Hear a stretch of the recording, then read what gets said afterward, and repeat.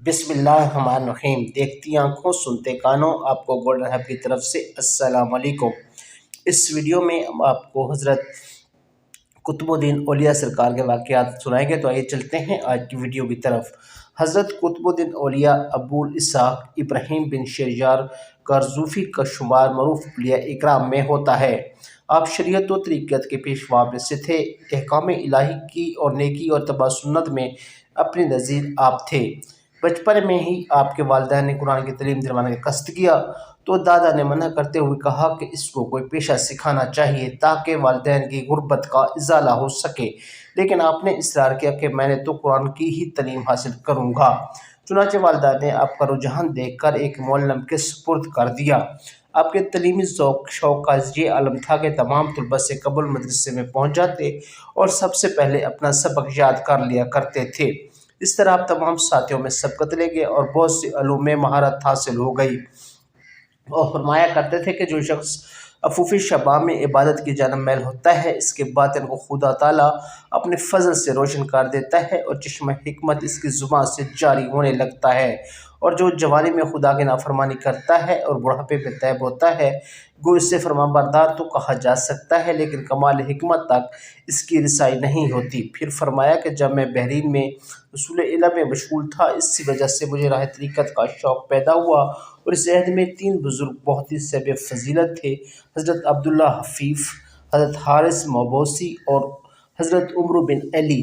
چنانچہ میں نے نماز استخارہ پڑھ کر سجدے میں دعا کی کہ اللہ مجھے مطلع فرما دے کہ ان تینوں بزرگوں میں سے کس کے دامن سے وابستگی اختیار کروں۔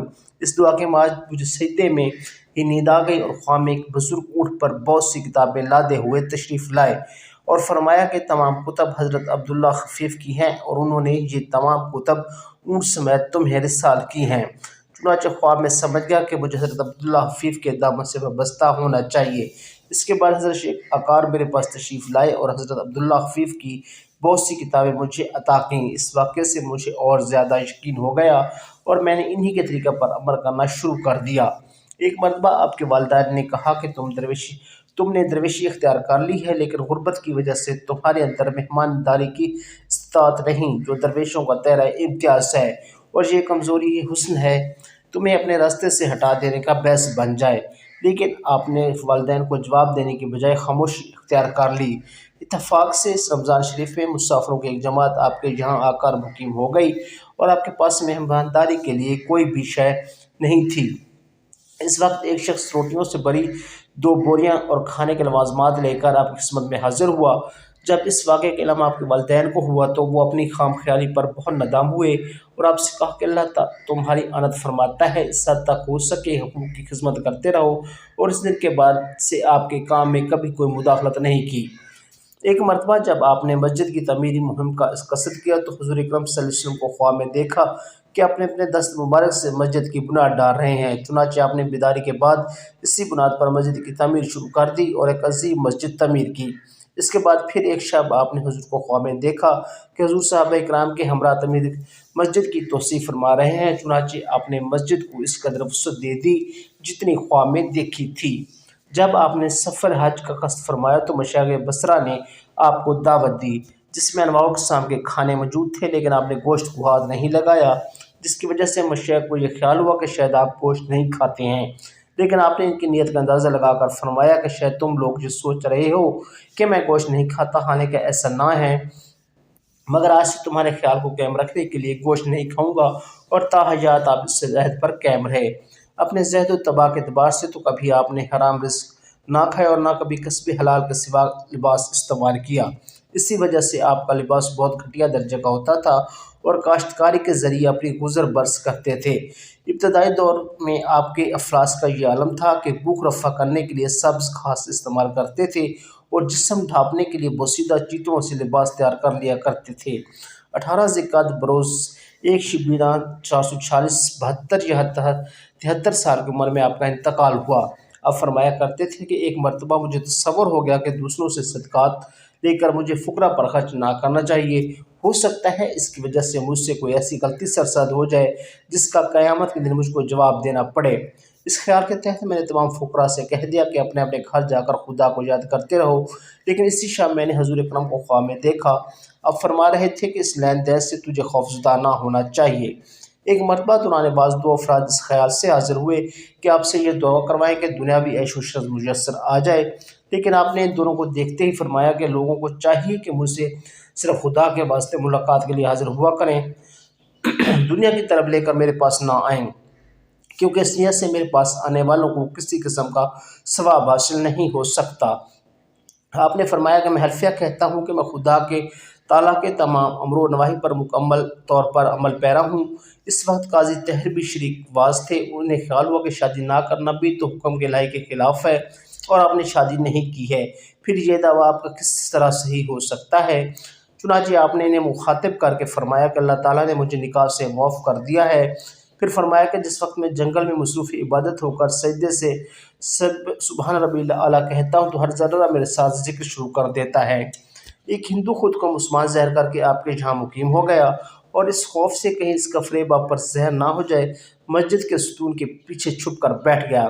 آپ روزانہ اس کے لیے کھانا بھجوا دیا کرتے، لیکن چند روز قیام کے بعد جب اس نے رخصت کی اجازت طلب کی تو آپ نے فرمایا یہودی تجھے یہ جگہ پسند نہیں آئی؟ اس نے پوچھا آپ کو میری یہودی ہونے کا علم کیسے ہو گیا اور جانتے بوجھتے آپ نے میری خاطر مدارت کیوں کی؟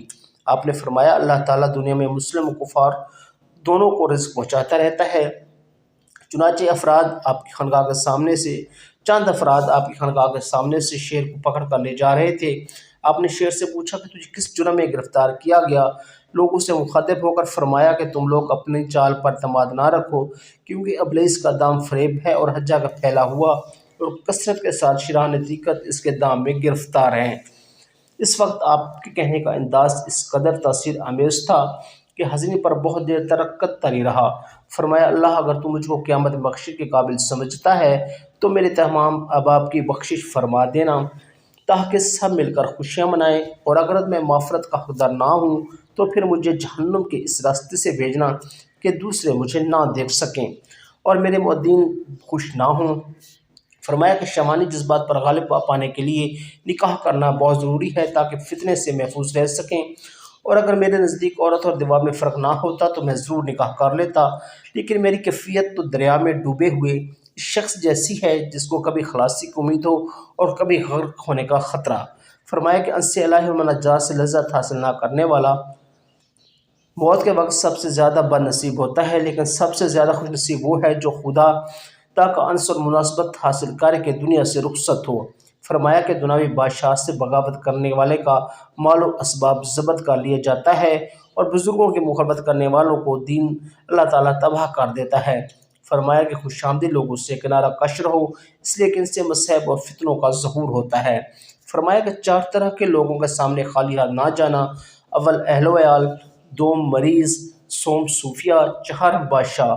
جو لوگ حصول طریقت کے لیے آپ کی خدمت میں حاضر ہوئے تو آپ ان سے فرماتے تھے کہ فقر و توصیف بہت ذلت کا کام ہے، کیونکہ اس میں سب سے پہلے بھوک اور پیاس اور ذلت کا سامنا کرنا پڑتا ہے۔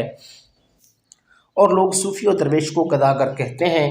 اگر تم ان تمام چیزوں کے لیے تیار ہو تب تو درویشی کا قصد کرو، ورنہ اپنے ارادے سے باز رہو اور ہر ممکن طریقے سے ذکر الہی میں مشغول رہو، بس یہی عبادت تمہارے لیے کافی ہے۔